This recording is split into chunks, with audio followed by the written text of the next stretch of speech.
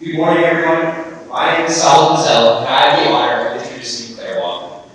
Claire Walker is an AP student with 4.3 weighted GPA, a competitive dancer, and a local title holder in the Miss Oklahoma organization. She is a junior at Jinx, and her dad is in his first year of being the head coach of the Jinx baseball team. In this talk, Claire shares her passion for encouraging teams to step up and make a life-saving impact through blood donation. Please welcome Claire to the stage.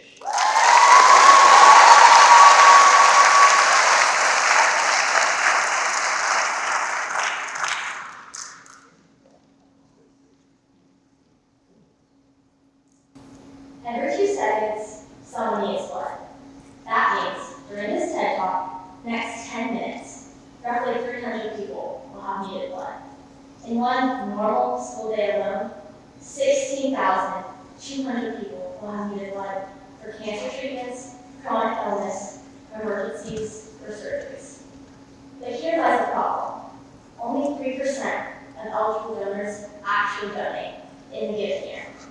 This gap between those who can donate and those who actually do donate is where teams need to work to close.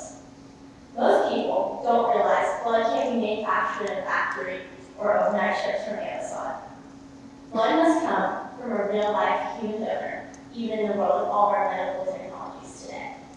This means hospitals and its patients are fully reliant on life-saving donors like you and me to keep its blood banks strong. Major blood banks report they use 19,000 red cell blood units every single day just for normal hospital procedures. That's not even counting the 1,000 units of plasma and platelets needed as well. Well, what can you do about it? Let's talk about impact. If you donate one time, you can save 3 lives. 3 lives by yourself, single-handedly. Think about that. Now, if you donate 7 times per year, which is the maximum you can at every 52 days, you can save 21 lives. That's the same amount of size as your math class, your science class, and you saved them. Now imagine this on a broader scale. If your group of 50 friends decided on a normal Wednesday afternoon to go donate blood, they would save 150 lives. Here at Jinx, we host 4 to 5 blood drives per year, averaging 150 donors per drive. This is an amazing accomplishment, but just a small representation of what the teen population can do when we decide to show up.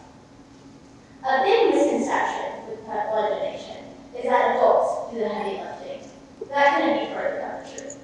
The age gap from 16 to 24 calculates to 35% of U.S. blood donations in a given year.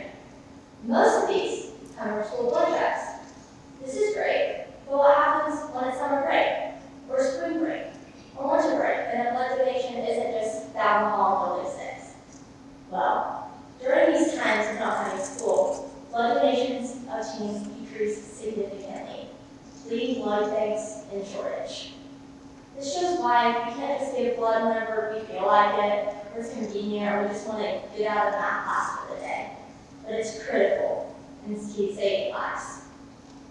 The 2 biggest holdups when it comes to blood donation is fear of needles and time.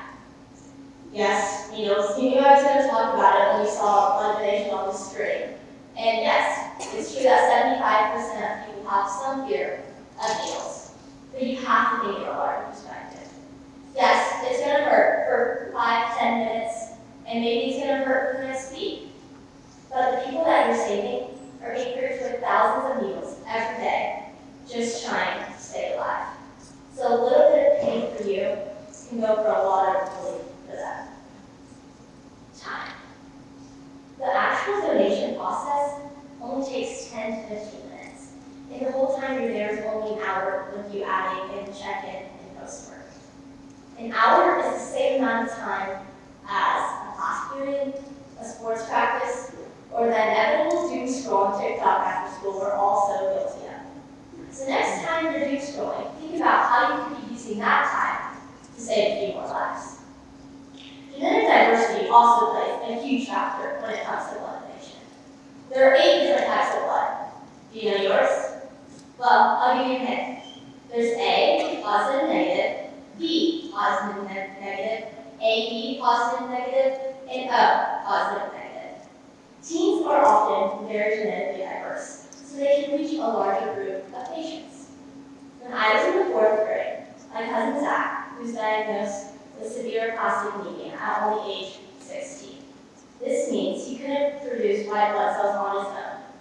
He received thousands of blood transfusions and blood marrow transplants, but at the end of the day, the blood supply ran out, and he passed away when he was only 18 years old.